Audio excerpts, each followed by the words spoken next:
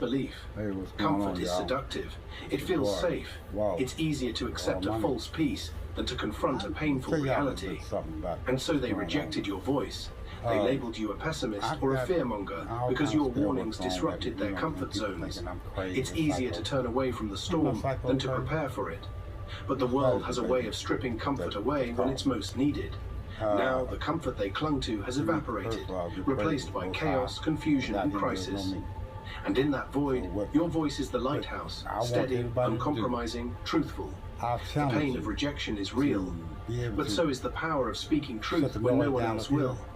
They didn't want warnings, they wanted comfort, but you gave them what they needed.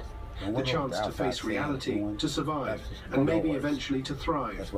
Laughter is the refuge of denial. When you spoke, they laughed. Not because your words lacked merit, but because fear is easier to disguise with humor. They smiled, joked, mocked, trying to shrink the truth down to a manageable size. But laughter couldn't silence the rising storm forever.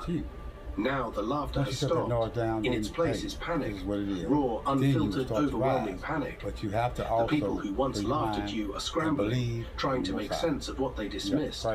They're searching for answers, looking for solutions, and most of all, hoping to undo the reality they helped ignore.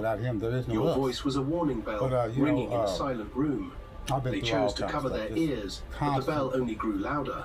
Panic is the sound of realization, a desperate attempt to regain control after ignoring the signs for too long. This moment isn't about proving anyone wrong. It's about the gravity of consequences when truth is ignored.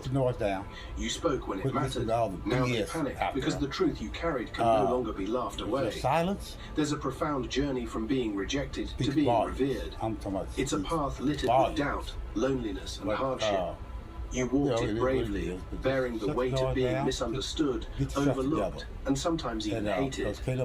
But your persistence carved a space for your voice, your vision, your truth. Now the era has shifted. The chosen one is no longer a mythical figure.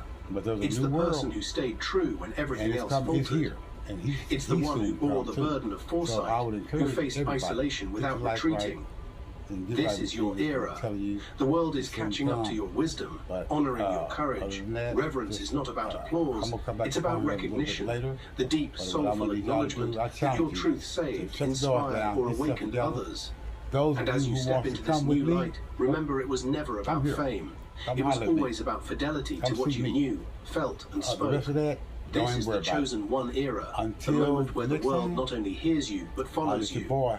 And after all you've endured, you've more than earned your place. For years, your voice